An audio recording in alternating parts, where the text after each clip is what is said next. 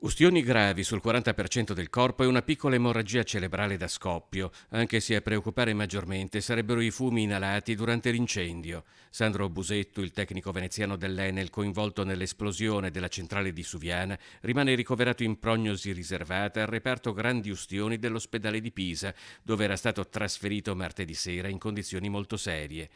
Busetto è un tecnico estremamente esperto. La moglie, che ha raggiunto la Toscana assieme ad altri familiari, non sa spiegarsi cosa possa essere accaduto. Se avesse saputo che qualcosa non tornava, avrebbe trovato il modo di sistemarla, ha detto.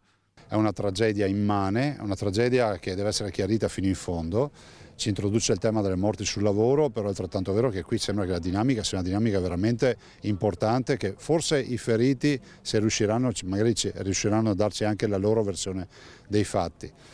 Detto questo, si pone un interrogativo su tutto quello che sono le morti sul lavoro. Su cosa è accaduto ovviamente saranno poi i tecnici nominati dalla procura a evidenziare cosa è accaduto. Io una mia idea me la sono fatta, però ovviamente non essendo stato sul posto, non avendo visto nulla, non è che posso dichiarare. C'è già troppa gente che dichiara pur non avendo le competenze. In queste ore il Veneto è scosso dalla notizia del ritrovamento del corpo del tecnico padovano Adriano Scandellari e Venezia attende con apprensione notizie sulle condizioni del suo concittadino.